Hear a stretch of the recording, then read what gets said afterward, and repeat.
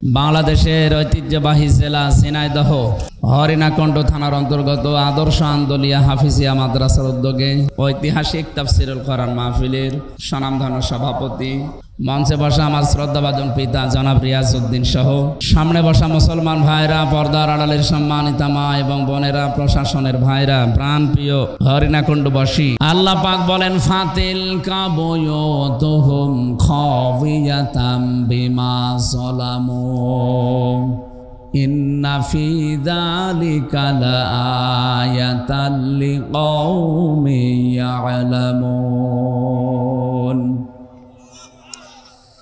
আপনি মিলাবেন আয়াতটা ১৫০০ বছর আগে নাজিল হওয়া, অথচ মনে হচ্ছে এ আজকে নাজিল হলো। আল্লাহ তাআলা এভাবে দেখিয়েছেন ফাতিল কাবুয়ুতুহুম, এই যে এই ঘরগুলো, বাইতুন না দিয়ে আল্লাহ বুয়ুত দিয়েছেন। আল্লাহ বলেন এই যে এই ঘরগুলোর দিকে তাকান, খাবিয়াতাম বিমা যালামু, আমি আল্লাহ উজাড় গৃহ বানিয়ে দিয়েছি, জনশূন্য করে দিয়েছি, সার শূন্য করে ফেলেছি, বিমা যালামু, তাদের জুলুমের কারণে। এ ১৫.৫ বছরে যেখানে যেখানে জুলুম হয়েছিল, ২৪ সালের ৫ আগস্টের বিকাল ৫টা বাজতে বাজতে দেখলাম অধিকাংশ জালেমের ঘর আর অফিস উজাড় গৃহ হয়ে গেছে। আপনাদের এলাকার অবস্থা জানি না, আমার কুষ্টিয়ার হানিফের বাড়ি ইট খুলে নিয়ে চলে গেছে।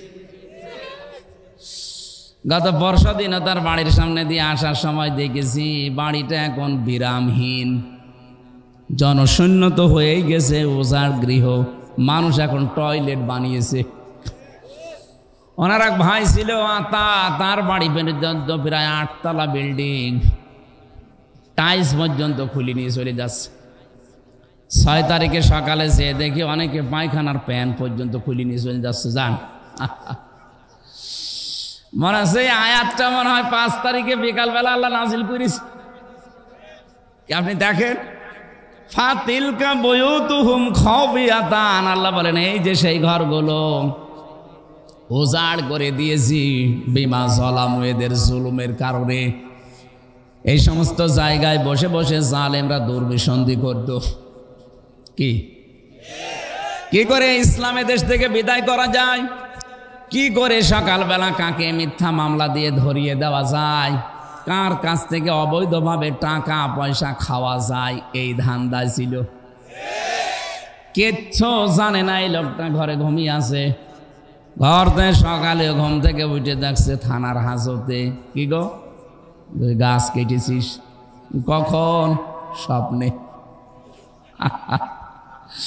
এই চলছিল দেশে, এ গাছ কেটেছে কখন?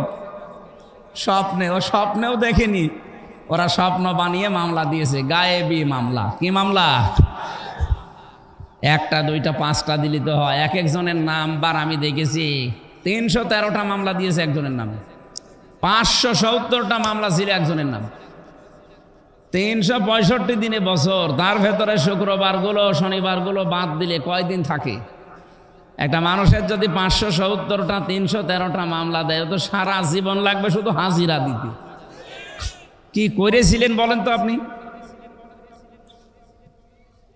আজকে আদালত প্রাঙ্গণে তথ্য মন্ত্রণালয় যিনি দায়িত্বে ছিলেন, তথ্য উপদেষ্টা কি যেন, আইসিটি মন্ত্রী ছিলেন, প্রতিমন্ত্রী জোনায়েদ পলক, এই লোকটাকে নাকি এখন ডিভিশন দেয়নি, এই জন্য ওনার আইনজীবী আদালতকে জানিয়েছে।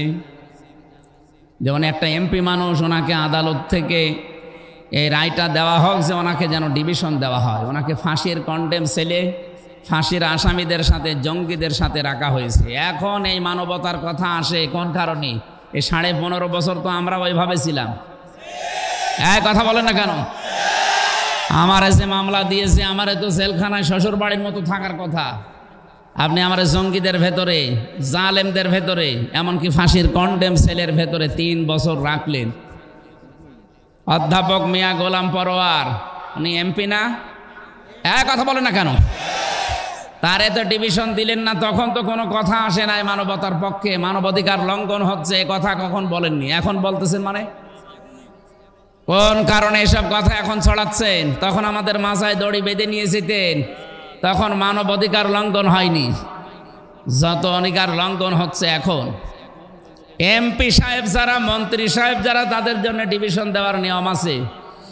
8 সাল থেকে শুরু করে আজকের এই দিন পর্যন্ত যারা নির্বাচিত হয়েছিল একটাও কি এমপি? কারণ নির্বাচন হয়নি। আপনি তো ভোট চোর। এই কথা বলে দেবেন। 15.5 বছরে যারাই নির্বাচিত হয়েছিল এরা যে এমপি পরিচয় দিতে ওদের লজ্জা লাগে না? জোতা পিটা করা দরকার। মানুষের অধিকারগুলো নষ্ট করে আবার পরিচয় দেয় আমি সাবেক এমপি। কিসের সাবেক এমপি আপনি? আপনাকে কে ভোট দিয়েছে বলেন? ঘোড়াকেও যদি জিজ্ঞাসা করেন যে এখানে যিনি ছিলেন সাবেক এমপি, ঘোড়াও হাসবে। কি বলেন আপনি? এখন বাইরের দেশের মডেল যারা আছে তাদের সিম্পিতি পাওয়ার জন্য যারা 2 বোন একসাথে পালিয়েছে ওরা এখন মানুষকে জানাচ্ছে যে আমরা নির্বাচিত ছিলাম, আমাদেরকে উৎখাত করা হয়েছে। এরকম দাহা মিথ্যা কথা একজন হাসি মানুষ বলে কি করি? এটা হাসি না? সে যেভাবেই হোক হাসি। তো একটা হাসি মানুষ এত বড় মিথ্যা কথা বলে কি করি? তার ছেলে মেয়ে যে অবস্থায় আছে তারা বললে নাই মানুষ জানে যে ও মিথ্যা কথা বলিয়ে থাকে, ও বলুক। আর আপনি একটা হাসি মানুষ এরকম ডাহা জলজান্ত মিথ্যা কথা বলছেন মানুষকে, শয়তান পর্যন্ত হাসে। কথা বলে না কেন? আমরা মন খারাপ করছি এই কারণে প্রতিবাদ করছি, কারণ আমি হাসি তো আমার গায়েও লাগে। আপনি মিথ্যা কথা বললে মানুষ বড় করে যে হাসি মানেই পাঁচি। আমি আশা করছি যারা পালিয়েছেন, যারা অপরাধী, নিরপরাধ মানুষ কোনোদিন পালায় না, পালায় তো অপরাধীরা। কারণ ও জানে যে আমার জনগণ পেলে পিটিয়ে মেরে ফেলবে। আমি গত বর্ষদিনও আসলাম মৌলভী বাজার থেকে, ওরা আমাকে নামিয়ে দিয়ে গেল হেলিকপ্টারে। আমি দেখেছিলাম যে হেলিকপ্টারের যে হুক আছে দরজায়, ও খুব শক্ত না, একটু ধাক্কা দিলে আমার মনে হয় ভেঙে যাবে। পাইলট আমি বলছিলাম যে এখানে যে সিস্টেম একটু ওসা করলে তো পড়ে যাওয়া, অবশ্য ওসা করেন না। আমার মনে মনে হচ্ছিল আল্লাহ 5 তারিখে যারা পালিয়ে গেল 2 বোন, একটু হুকটা খুলে যেতে পারেন। ও খুলে গেলে তো পড়ে যেত যে কোনো এক জায়গা, জনগণ পিটিয়ে কুকুরের মতো মেরে ফেলত। কি রাগ বলেন তো? 1:30টার সময় পালিয়েছে, বিকাল 5টা বাজতে বাজতে একটা মূর্তিও দেশে রাখে না, সব মাটির সাথে মিশিয়ে দিয়েছে। ওর 2-3 দিন পরে আমি গিয়েছিলাম বাইরে, যেখানে যেখানে দেখলাম যে দেখি মূর্তি কয়েকটা আছে কিন্তু চোখ নেই, হাত নেই, সব কেটে কেটে বাদ দিয়ে দিয়েছে। না, এগুলো ঠিক নাই, সংস্কৃতি বাদ দেওয়া লাগবে। এটা মুসলমানের দেশ। আগামীতে কেউ যদি আসেন এই মূর্তির সংস্কৃতি যেন তৈরি না করেন। আমাদের জাতির পিতা হযরত ইব্রাহিম মূর্তির বিরুদ্ধে এসেছিলেন এই দুনিয়ায়। কথা বলেন না কেন? আর আপনারা 96% মুসলমানের দেশে এসে মূর্তি বানানো আরম্ভ করলেন। কত কোটি কোটি টাকা খরচ করে কুষ্টিয়ার 5 রাস্তার মোড়ে যেটা বানিয়েছিল, ছাতা এত শক্ত ভাঙা যাচ্ছিল না, শেষে ক্রেন নিয়ে এসে ভেঙেছে। হ্যাঁ, জেনাইদা তো দেখলাম মূর্তির সাথে আর এক মূর্তি টাঙিয়ে রেখেছে, সব উলঙ্গ করি। ওরে কারা মেরেছে আমি জানি না, আমার মনে হয় আরো বেশি মারার দরকার ছিল শয়তানের। এমনকি এই জায়গায় এই ময়দানে মনে হয় গত বছরে এক আলেম আসার কথা ছিল, হাবিবুল্লাহ না কি জানো, তাকে কারা যেন নামিয়ে দিয়েছে স্টেজ থেকে। কোরআনে কারিমের প্রচারে যারা বাধা দিয়েছে এরা ডাইরেক্ট ফতোয়া কাফের। যারা বাধা দিয়েছিলেন কারা আমি জানি না, পালিয়েছে আশা করছি। যদি পালিয়ে না থাকে ওরা ওদের মরে গেলে যেন জানাজা না হয়, কারণ ও এমনিও জাহান্নামে যাবে, অমনিও জাহান্নামে যাবে। ওরা আগে থেকেই পুড়িয়ে ফেলবেন, তাহলে অন্তত কবরের জায়গাটা বেশি যাবে। 3.5 হাত জায়গা, এটা মানুষ ঘর করে থাকতে পারবে? কথা বলে কেন? আমি 3 বছর যে ঘরে ছিলাম ওটা 3.5 হাতি, এদিকে 3.5 হাত, এইদিকে 2.5 হাত। একটা কবরও তো এরকম জায়গায় লাগে। অন্তত যারা কোরআন বাধা দিয়েছে ঝিনাইদহ হরিণাকুণ্ডুতে, এমনকি সারা বাংলাদেশে আলেমদের মাইক কেড়ে নিয়েছে, এরা মারা গেলে যেন জানাজাও না হয়, কবরে দেওয়া না হয়। ফতোয়া হামজা, হ্যাঁ আমি বানালাম এটা। সূরা তাওবার 84 নম্বর আয়াতে আল্লাহ ফতোয়া দিয়েছেন, ওয়ালা তুসাল্লি আলা আহাদিম মিনহুম মাতা আবাদাও ওয়ালা তাকুম আলা কবরি ইলা আখিরি আয়াত। আল্লাহ পাক বলেন, হে নবী, এদের কবরের পাশে দাঁড়ানো দূরের কথা, এদের জন্য দোয়াও করবেন না। শব্দের দিকে খেয়াল করেন, ওলা তুসাল্লি আলা আহাদিম মিনহুম, বহুবচন দিয়েছেন, এটা জমির। শুধুমাত্র এটা আব্দুল্লাহ ইবনে উবাই না, এর মতো চরিত্র দুনিয়া যারাই তৈরি করবে, উপরে ফিটফাট, ভেতরে সদরঘাট। আব্দুল্লাহ ইবনে উবাইয়ের উপরে কিন্তু ঠিক ছিল, নবীজির পেছনে নামাজ পড়তো, নবীজির সাথে রোজা রেখেছে, নবীজির সাথে ইফতারি করেছে, ওর দাড়ি টুপি পাগড়ি জুব্বা সব ওকে ছিল। শুধু সমস্যা ছিল রাজনৈতিক জীবনে ও বিশ্ব নবীকে নেতা মানত না, ওর নেতা ছিল আবু জেহেল। ওর পড়া জীবন আমি পড়ে শুধু একটাই ভুল পেয়েছি, এই একটা ভুলে যদি ওকে আল্লাহ জাহান্নামে না জাহান্নামের নিচে দিয়েছে, ও যে জাহান্নামের একেবারে নিচে আছে, প্রমাণ সূরা নিসা, ইন্নাল মুনাফিকিনা ফিদ দারকিল আসফালি মিনান নার। আসফাল ইসমে তাফজিল, এটা সুপারলেটিভ ডিগ্রি, এর চাইতে বড় শব্দ আর আরবিতে হয় না। আল্লাহ পাক বলেন, ও তো জাহান্নামে গেছে, জাহান্নামের একেবারে নিচে গেছে। ওয়ালাং তাজিদা লাহুম নাসীরা, এরপরে লাং হুম, কত কঠিন কঠিন শব্দ জানেন এটা। তাজিদা মোজারে, এটা বর্তমান ভবিষ্যৎ, প্রেজেন্ট ফিউচার। এর আগে যদি লান আসে বাংলা অর্থ হয় কখনো হবে না। আল্লাহ গ্যারান্টি দিচ্ছে এদেরকে সাহায্য করা হচ্ছে না, হবে না। কেন? আল্লাহ আব্দুল্লাহ ইবনে উবাইয়ের নাম জানে না, নামটা দিল না কেন? হোম দিয়েছেন এই কারণে। উবাই শুধু একজন নাম, কিয়ামত পর্যন্ত এরকম চরিত্রের মানুষ আসবে, তাদের উপরে এরকম আব্দুল্লাহ বিন উবাইয়ের মতো ফিটফাট থাকবে, ভেতরে থাকবে সদরঘাট। এ সিনাই দায় নেই, বলেন। আপনাকে আমি সতর্ক করছি, এরপরও যদি উল্টা বসেন আপনারও স্থান হবে উবাইয়ের মতো। আপনি খালি মরিয়েই যাবেন, শুধু জানা যায় নাম কাওয়াজতে হবে, কবরে দেওয়া হবে, কিন্তু জাহান্নামের আগুন থেকে বাঁচতে পারবেন না। এই লোকটা বেঁচেছে জাহান্নাম থেকে, এক কথা বলে না কেন? ওকে আল্লাহ শুধু জাহান্নামে দেয়নি। কোরআনে কারীম সূরা নিসা 5 নম্বর পারা 19 নম্বর পৃষ্ঠার 15 নম্বর লাইনে 138 নম্বর আয়াতের শেষের দিকে আছে, আল্লাহ পাক বলেন, ইন্নাল্লাহা জামিউল মুনাফিকিনা ওয়াল কাফিরিনা ফি জাহান্নামা জামিআ। অবশ্যই আমি জাহান্নামে একত্রিত করব মুনাফিক এবং কাফেরদের। ঝিনাইদহবাসী আল্লাহ আগে নাম দিয়েছেন মুনাফিক না কাফের? মুনাফিক। বলেন বলেন। ইন্নাল্লাহা জামিউল মুনাফিকিনা, অবশ্যই আমি আল্লাহ একত্রিত করব ফি জাহান্নামা, জাহান্নামের মধ্যে। আগে মুনাফিক, এরপরে কাফের। তার মানে মুনাফিক একেবারে নিচে, এরপরে কাফেররা থাকবে। বলেন তো, আবু জেহেল কাফের না মুনাফিক? আরো জোরে বলেন, আরো জোরে বলেন। কি বুঝলেন এখান থেকে? আয়াতটার তাফসীর পড়ার পরে আমি আশ্চর্য হয়েছি, আল্লাহ মুনাফিকের উপরে এত রাগ যে ওদেরকে আরো নিচে দেবে। আবু জেহেল আবু লাহাবকে আল্লাহ এত নিচে দেবে না। এবার আসেন, যে মুনাফিক এটা তৈরি হয় কোন ইহুদির ভেতরে আপনি মুনাফিক পাবেন না, খ্রিস্টানের ভেতরে মুনাফিক পাবেন না, বৌদ্ধদের ভেতরে, মুশরিকদের ভেতরে, হিন্দুদের ভেতরে মুনাফিক তৈরি হয় না। মুনাফিক তৈরি হয় শুধুমাত্র মুসলমানদের ভেতরে। যেহেতু এই দেশে 96% মুসলমান, সুতরাং মুনাফিক থাকার সম্ভাবনা, বলেন বলেন। এখন এটা কে, যেহেতু আমরা মানুষের অন্তর খুলে দেখতে পারি না, এই জন্য তো বলা যাচ্ছে না। হ্যাঁ, কিছু সিমটাম আছে, যারা কথা বললেই মিথ্যা কথা বলে, ইদা হাদ্দাসা কাযাবা, কথা বললেই যারা মিথ্যা বলে, বুঝবেন এর ভেতরে মুনাফিকের জার্ম আছে। আর বাংলাদেশে এটা বেশি। আমি সিঙ্গাপুর, মালয়েশিয়া, থাইল্যান্ড সহ কয়েকটা দেশ ঘুরলাম কয়েকদিন আগে, কই সেখানে তো মিথ্যা পাইনি। হ্যাঁ, তারা আল্লাহ বিশ্বাস করে না, কিন্তু মিথ্যা কথা কম বলে। আমরা আল্লাহতে বিশ্বাস করার পরও সবচাইতে বেশি মিথ্যা কথা বলি। এই যে এখনো মিথ্যা কথা ছড়িয়ে যাচ্ছেন যে আমি নির্বাচিত ছিলাম, এটা মিথ্যা কথা না? কথা বলে না কেন?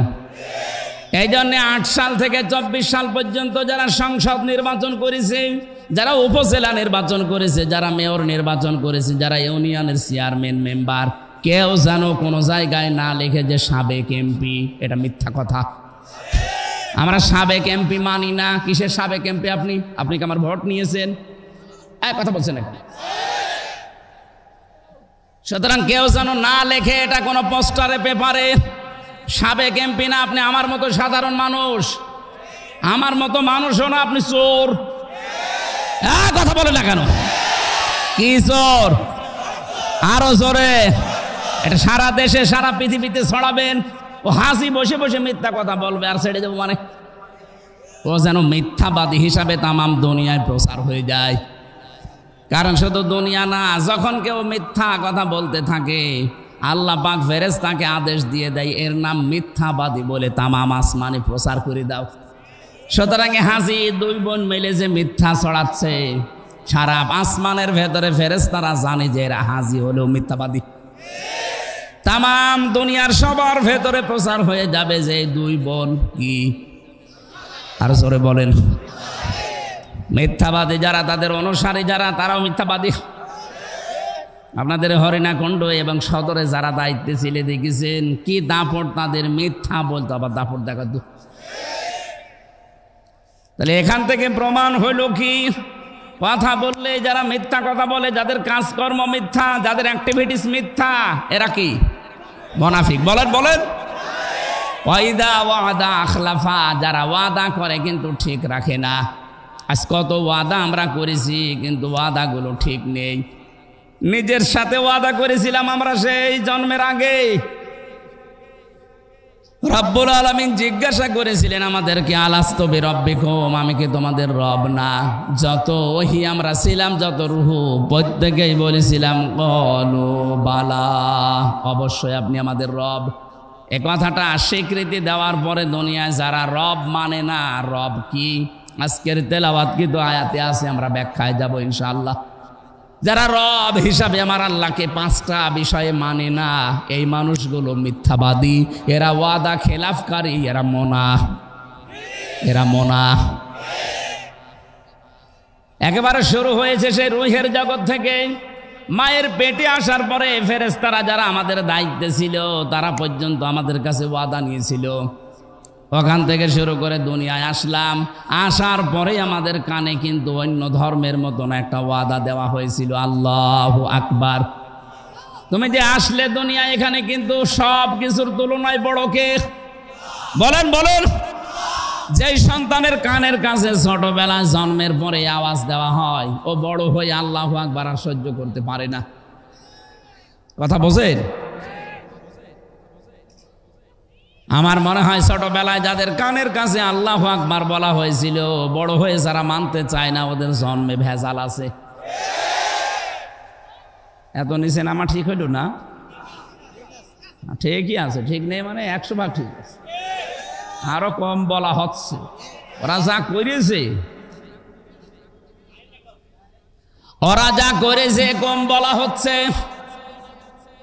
মাটির নিচে আয়না ঘরের নাম আপনারা শুনেছেন শুধু, আমি তো বাস্তবে কয়েকদিন থেকে দেখেছি। এত খারাপ আচরণ করে মানুষের সাথে এরা, পালিয়েছে না পালালে আমার মনে হয় মানুষ যাদের ওপরে রাগ আছে পিটিয়ে মেরে ফেলতো।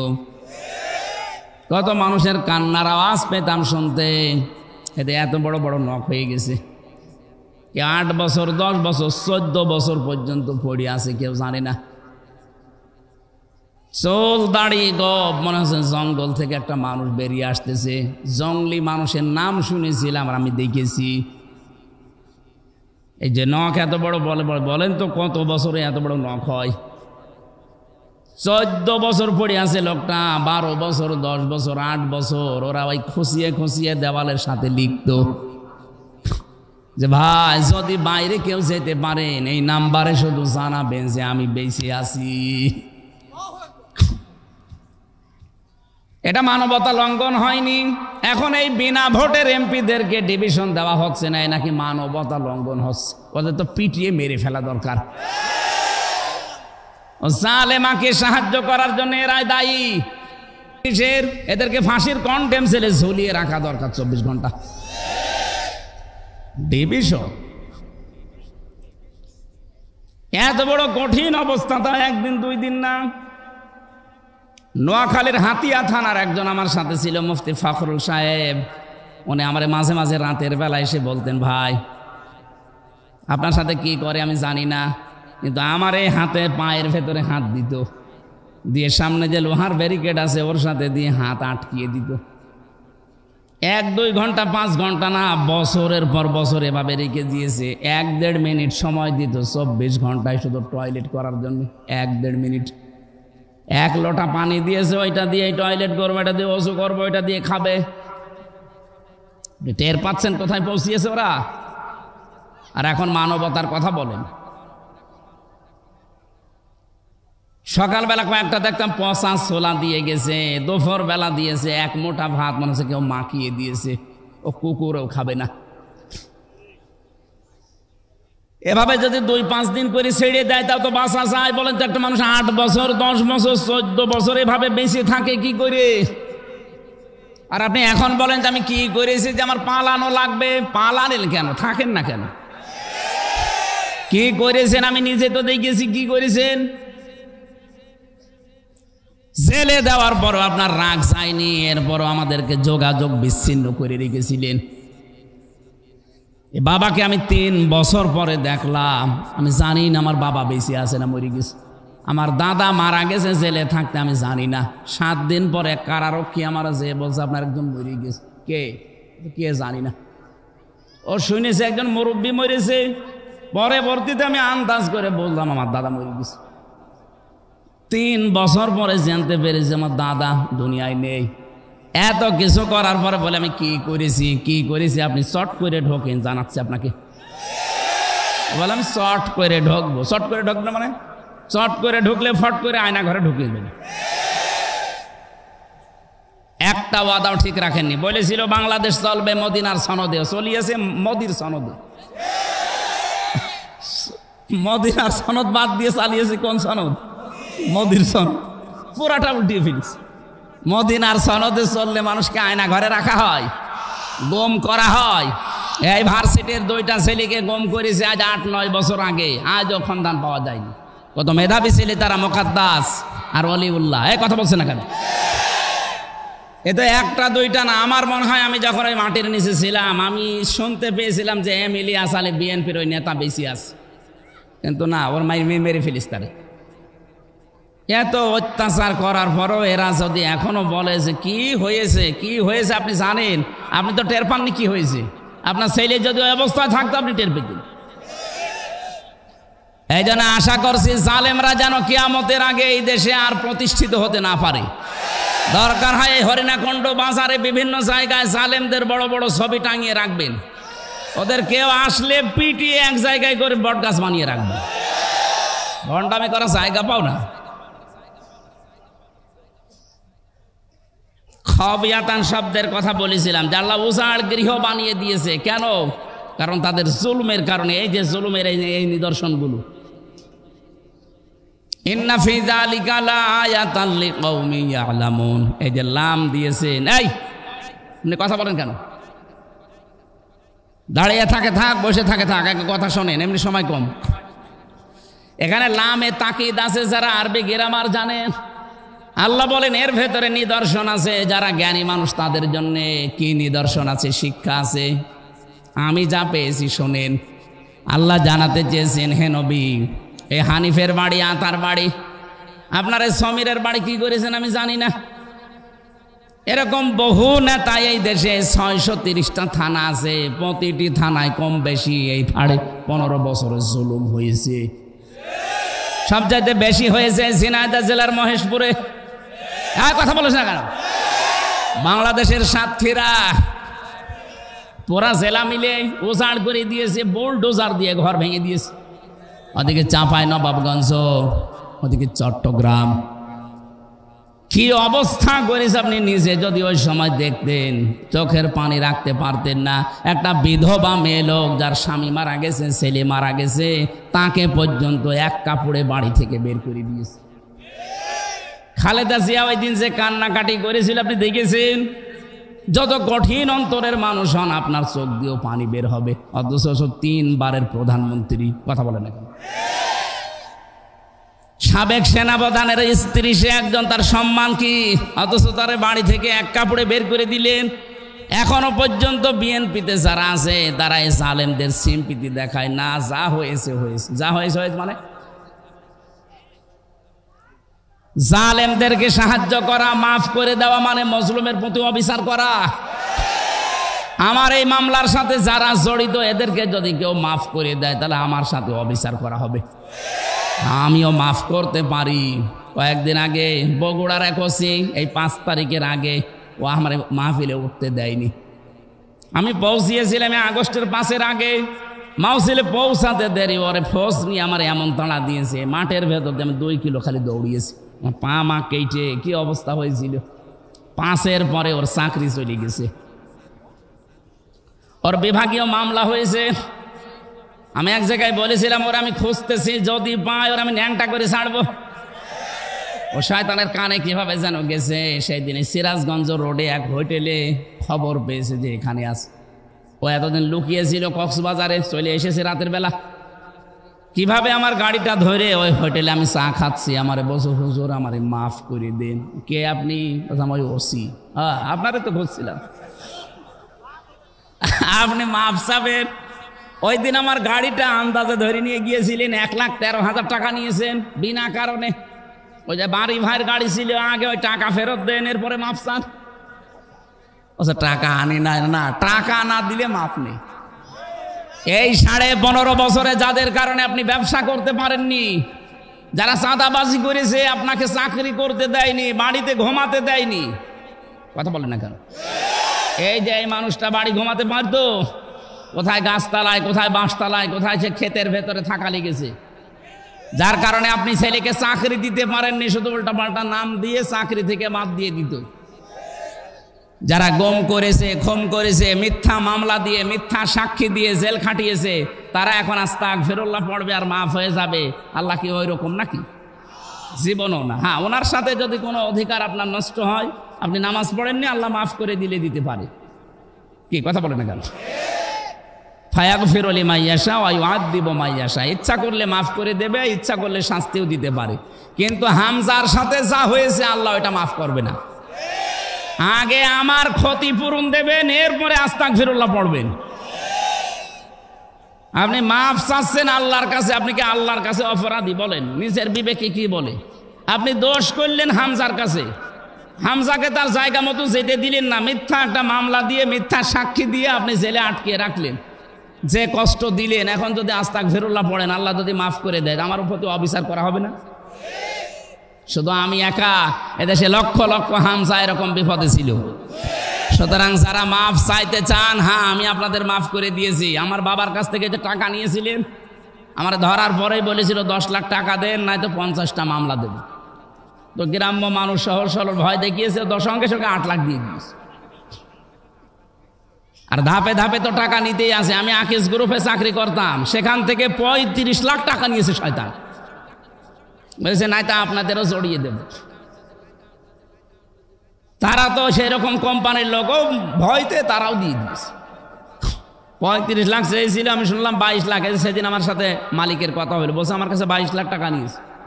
ওই টাকা এখনও মাঝে মাঝে আমারে বলে যে স্যার টাকা কি ফেরত দেওয়া লাগবে? ফেরত দেওয়া লাগবে না, টাকা কি তোর বাবার টাকা? আগে টাকা ফেরত দেয়, এরপরে মাপসা।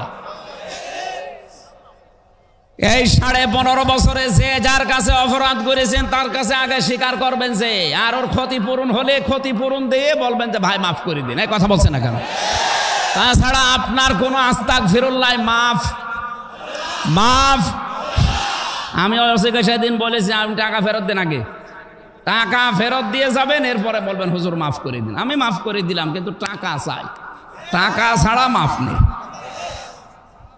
আমার ওপর শারীরিক যে নির্যাতনগুলো হয়েছিল, আমার পা কেটে গিয়েছিল, আমি দৌড় দিয়েছিলাম, এগুলোর জন্য আমি মাফ করে দিয়েছি। কিন্তু টাকা না দিলে কোনো মাফ হবে না।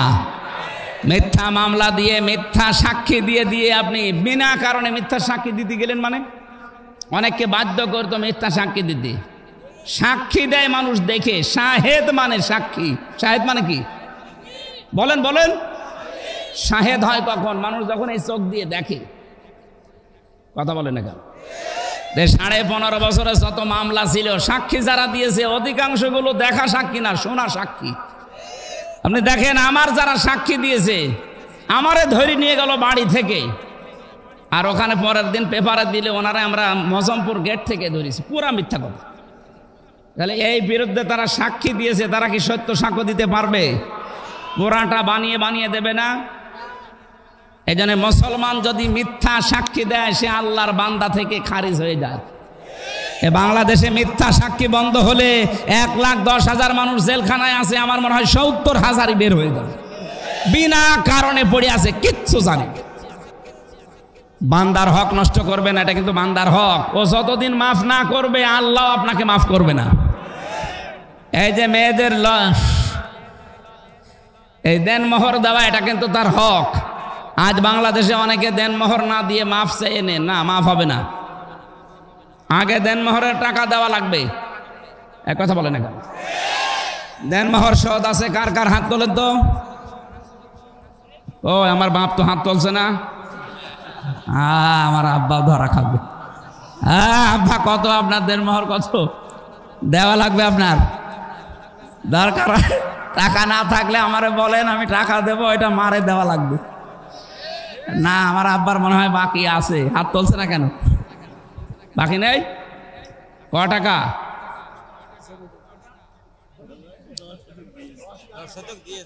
ঠিক আছে, তাহলে আমি জানতাম না 5,000 টাকা দেনমোহর হয় না। যারাই যা করেছেন সে যতটুকুই হোক দেওয়া লাগবে, দেওয়া লাগবে। হোসাইন পেছনে না, ও বিয়ে করার সময় মনে হয় সরাসরি দিয়ে দিয়েছিল। ও অল্প করেছে মনে হয় 2,000, 1 লাখ।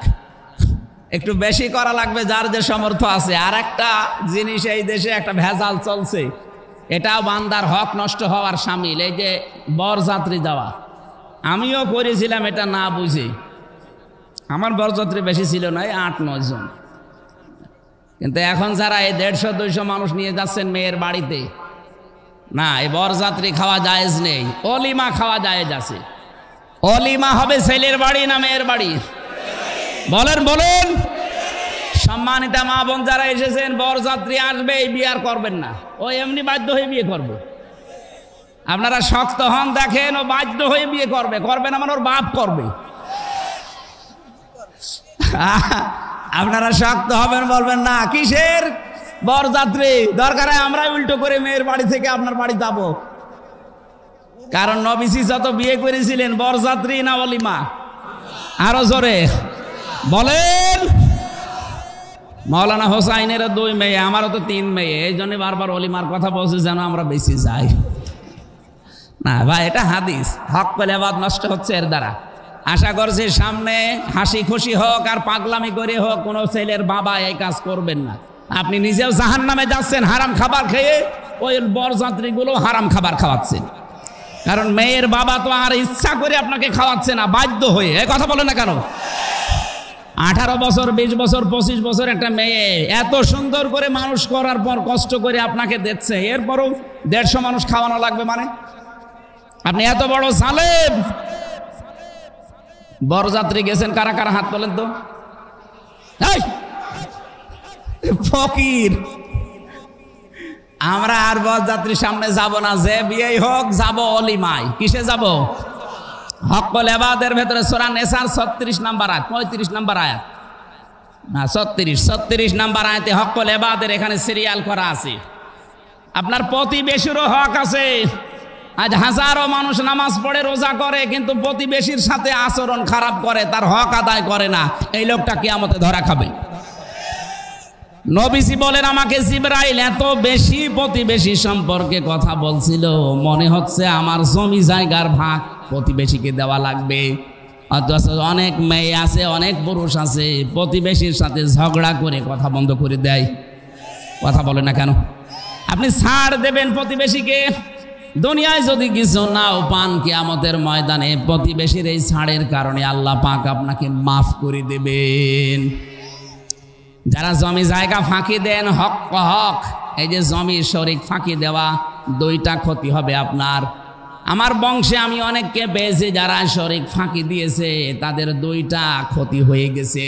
এক নম্বরে তাদের এই চেহারা নষ্ট হয়ে যাবে, 2 নম্বরে মরণের সময় তারা ঈমান পাবে না, বেঈমান হয়ে মারা যাবে।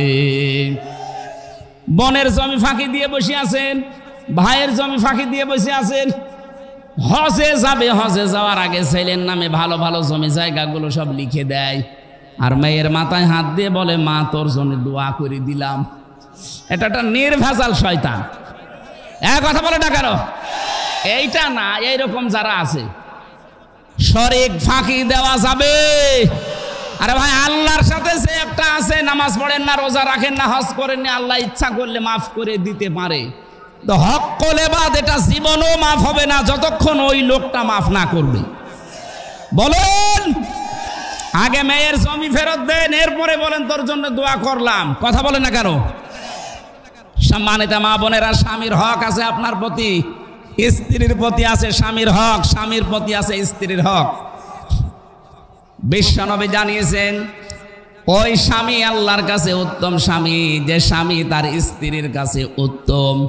আজ হাজারো পুরুষ মানুষ বাইরে অনেককে আমরা ভালো বলে দেখি, কিন্তু স্ত্রীর কাছে সে ভালো না। না, আমরা এমন চরিত্র নিজে আজকে থেকে অর্জন করার চেষ্টা করব, বাইরে যেমন আমাদের ভেতরেও যেমন ওই রকম হয়। কথা বলেন ঠিক কিনা? এটা তিরমিজি শরীফের হাদিস। নবীজি বলেন ইযা নাযারা ইলাইহা সাররাতুহু, স্বামী যখন বাইরে থেকে আসবে, মেয়েদের অভ্যাস, মেয়েদের আচরণ হবে স্বামীকে আনন্দ দেওয়া, হাসি মুখে কথা বলা, অভ্যর্থনা জানানো, সালাম দেওয়া। পরিবারে এখন সালাম তো উঠে গেছে, সালামের পরিবর্তে মুখ বন্ধ করে এমন অবস্থায় থাকে মনে হয় শয়তান ওকে চেপে ধরেছে। কোন মানুষ যদি পরিবারে ঢুকে সালাম দান করে, সারাদিন 24 ঘন্টায় যদি 25 বার সালাম দিতে পারে, ওই দিন মারা গেলেও শাহাদতের মরণ পাবে। এই ছোট আমলটা জারি করেন আজকে থেকে। আমি সহ যারা এসেছি, পরিবারস্থ লোক হোক, বাইরের লোক হোক, ছেলে হোক, মেয়ে হোক, বেটার বউ হোক, সালাম কি দেওয়া লাগবে? আরো জোরে বলেন। এই জন্য স্বামী আসলে আগে সালাম দেবেন। 2 নম্বরে ওয়াইদা গাবা আনহা হাফিজাতুহু, স্বামী যখন বাইরে যাবে নিজেকে হেফাজত করে রাখবেন। স্বামী বাইরে গেলে অনেকে দেবরের সাথে লাইন করে, জেনায় দায় নেই।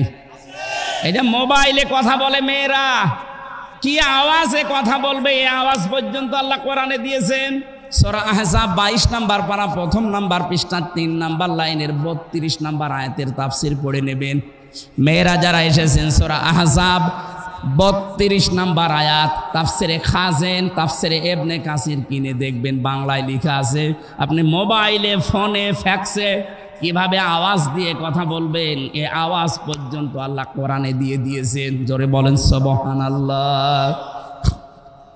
আর 14 জন পুরুষের সাথে আপনি কথা বলতে পারবেন ফ্রি মাইন্ডে। কয়জন? বলেন বলেন। 1 নম্বর আপনার বাবা, 2 নম্বর আপনার আপন ভাই, ওই খালা তো ভাই, মামা তো ভাই না। 3 নম্বরে আপনার ছেলে, 4 নম্বরে আপনার মেয়ের যে জামাই আছে, মেয়ের জামাই। মেয়ের জামাই কি বলে? না না, মেয়ের স্বামী। এই শাশুড়ির কি হয়? জামাই হয়। এদিকে স্বামী বলে, ওই রংপুরের লাইনে একটু ঝামেলা, ওরা জামাই বলে, শেষে উল্টিয়ে যায়। না, এরকম 14 জন আছে, আপন ভাইয়ের ছেলে, আপন বোনের ছেলে, এরকম 14 জন সূরা নিসার ভেতরে 21 নম্বর আয়াতের তাফসীরে আছে।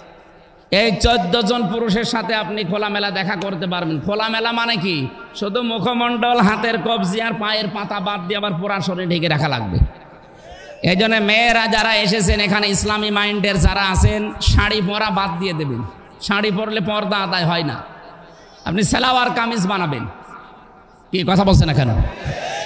আর এই যে হেজাব আছে মাথার, পুরা মাথা দিয়ে, বুক দিয়ে, পিঠ দিয়ে ঢেকে যায়, একটু বড়, এটা দিয়ে নামাজও হবে, পর্দার মতো ফরজ বিধানও আদায় হয়ে যাবে।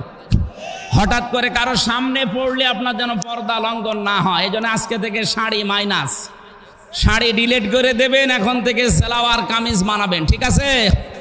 আমি মদিনার মিউজিয়ামে গিয়েছিলাম, হযরতে ফাতিমাতুজ জোহরার পোশাক ওখানে একটা আছে, ওনার কি জানি না, কিন্তু এটা এখন দেখায়। এই যে এত পর্যন্ত হাত, এখন পা পর্যন্ত লম্বা, আপনার ভেতরে ব্লাউজ থাকবে, নিচে ছায়া থাকবে, পায়জামা থাকবে। আশা করছি এই বিষয়গুলো সামনে থেকে মেয়েদের এটা ইবাদত। এটা কি বলেন তো? আমরা মনে করি শুধু নামাজ পড়া, রোজা রাখা আর বোরকা পরা ইবাদত না, এইটাও ইবাদত। স্বামী বাইরে গেলে নিজেকে হেফাজতে রাখবেন, স্বামীর সম্পদ, স্বামীর সন্তান। স্বামীকে না বলে আপনি ফকিরকে দানও করতে পারবেন না। আর আপনি স্বামীকে না বলে চুরি করে দোলা ভাইকে দিয়ে দিচ্ছেন, বলেন সুবহানাল্লাহ। 3 নম্বরে আলা দিনি জাওজাতিহা, স্বামী যদি বাইরে থাকে দ্বীনের কাজে, ইসলামের কাজে, মানবতার কাজে তাকে সাহায্য করবেন, উদ্বুদ্ধ করবেন, সময় দেবেন, ছাড় দেবেন। এক কথা বলেন না কেন? আপনার স্বামী বাইরে মানুষের জন্য কাজ করে বেড়ায়, দ্বীনের প্রচার করে, দ্বীন প্রচারের জন্য কাজ করে, আপনি শুধু বাড়িতে বসে তাকে একটু ছাড় দেন, বাড়ি বসে বসে আপনি ওই কাজের সওয়াব পেয়ে যাবেন। এই জন্য সুস্থ অবস্থায় যদি আমরা ইবাদত বন্দেগীগুলো করি, অসুস্থ হয়ে গেলে ওই ইবাদতের সওয়াব আল্লাহ জারি করে রাখবে, বন্ধ করবে না। জোরে বলেন আল্লাহু আকবার। 4 নম্বরে স্বামী যদি আপনাকে কোনো জায়েজ কাজের হুকুম করে, জীবন থাকতে আপনাকে মানা লাগবে। আল্লাহ আপনাকে তৌফিক দিন, বলেন আমিন। কি এটা কি ঠিক আছে? এটা এখানে লিখেছেন আপনারা সম্মানিত মেহমান সালামবাদ। মহিলারা ইসলামী আন্দোলন করতে পারবে কিনা? কি পারবে না মানে ফরজ। নারী পুরুষ প্রত্যেকের জন্য দিন কায়েমের চেষ্টা করা ফরজ, কিন্তু ক্ষেত্র হবে আলাদা। মেয়েদের ক্ষেত্র মেয়েদের ভেতরে, পুরুষের ক্ষেত্র পুরুষদের ভেতরে। কথা বুঝতেছেন? কিন্তু দিন কায়েম করা এই জমিনে নামাজের মতো, রোজার মতো, এটা ফরজ। এটা না হলে আপনি নামাজও সঠিকভাবে পড়তে পারবেন না, এটা না হলে রোজাও আপনি ঠিক মতো রাখতে পারবেন না। এই জন্য নারী হোক পুরুষ হোক, স্ব জায়গায় থেকে দিনের কাজ করা ফরজ। ফরজ এবং ফরজ আমাদের ছাড় দেওয়ার মন মানসিকতা স্বামী স্ত্রীকে, স্ত্রী স্বামীকে আল্লাহ যেন দান করে দেয়। আর মাঝে মাঝে এই দোয়াটা জারি রাখবেন। সূরা ফুরকানের ৭৪ নম্বর আয়াত, রব্বানা হাব লানা মিন আজওয়াজিনা ওয়া যুররিয়াতিনা কুররাতা আ'য়ুনিন ওয়াজআলনা লিল মুত্তাকিনা ইমামা। বলেন আল্লাহু আকবার। এটা পরীক্ষিত দোয়া। যদি আপনি এই দোয়াটা একাধারে 3 মাস পর্যন্ত পড়তে পারেন প্রতিনিয়ত নামাজের পর, বলা হচ্ছে আল্লাহ তুমি আমাকে একটা নেককার স্ত্রী দাও, সন্তানগুলো এমনভাবে তৈরি করে দাও যাদের দেখলে আমার চোখ জুড়িয়ে যায়। এজন্য তো কোরআনের আয়াত, আল্লাহ নিজে আয়াতটা বানিয়েছেন, আমরা যেন আজকে থেকে পারিবারিক জীবনে আয়াতটা পড়ি। বলেন আমিন। এজন্য হক মেয়েদের যে 4টা বললাম, যদি মেয়েরা 4টা হক পরিবারে আদায় করে, জান্নাতের 8টা দরজা আল্লাহ মেয়েদের জন্য খোলা রাখবেন। বলেন সুবহানাল্লাহ। রব সম্পর্কে আলোচনার জন্য আমি বসেছিলাম, আপনারা সময়টা মানে দেরি হয়ে গেছে। আগামীতে এই জোড়াদা স্কুলে, হাই স্কুল জোড়াদা এবং এর পাশের গ্রাম কি যেন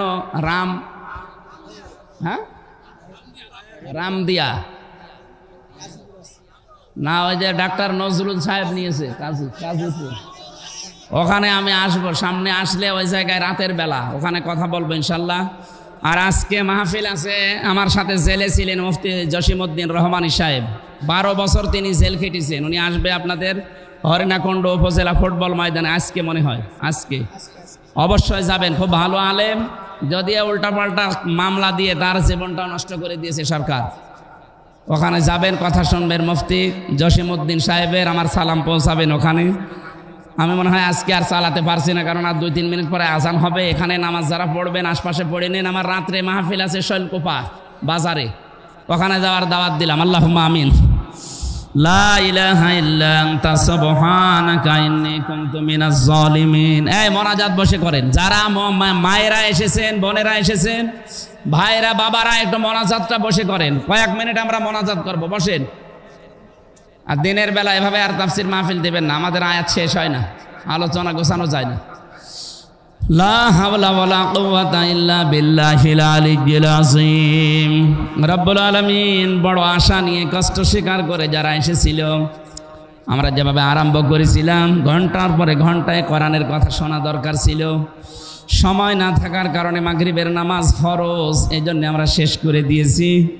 যতটুকুই বললাম, আল্লাহ তুমি আমাদেরকে মেনে চলার তৌফিক দাও। হক বলে বাদ, যেটা হক অধিকার সম্পর্কে আমাদের সচেতন হওয়ার সুযোগ দাও। দুনিয়ার জীবনে যেন প্রত্যেকের হক আমরা আদায় করতে পারি, সেই সুযোগ করে দাও। এ মাহফিলের আয়োজন করেছে, দেখো কত সুন্দর করে সাজিয়েছে। আল্লাহ তাআলা কোরআনের জন্য নাকি যারা টাকা পয়সা খরচ করে টাকার হিসাব দেওয়া লাগে না, যে যেইভাবে এগিয়েছে এই মাহফিলের জন্য সৌন্দর্য বর্ধনে বিউটিফাই করার জন্য, আল্লাহ ওসমানের মতো এদেরকেও তুমি কবুল করে নাও। সম্মানিত সভাপতি, প্রধান অতিথি, বিশেষ অতিথি, স্কুলের হাই স্কুলের হেডমাস্টার সহ যত শিক্ষক শিক্ষিকা ছাত্র ছাত্রী এখানে আছে, সম্মানিত মা বোনেরা পর্দার আড়ালে বসে আছে, যার মনে যে কামনা বাসনা যায় আশা পূর্ণ করে দাও। আমার শ্রদ্ধাভাজন পিতা রিয়াজউদ্দিন তার বাবাকে হারিয়েছে, মাকে হারিয়েছে, তাদেরকে কবরে মাফ করে দাও। আমার বাবার শরীরটা সুস্থ রাখো, আমার মাকেও শেফায়ে কামেলা আজেলা নসিব করে দাও। যার মাধ্যমে আসলাম বড় ভাই রকিব, আল্লাহ তার ভাই টুটুল সহ, মকুল ভাই সহ এলাকায় কোরআনের কথা বলার জন্য যারা এ পর্যন্ত আমাকে নিয়ে এসেছে, এই মানুষগুলোর জীবনের অভাব দূর করে দাও। যে বাড়িতে বসেছিলাম ওই বাড়ির উপরে তোমার রহমত নাজিল করো আল্লাহ।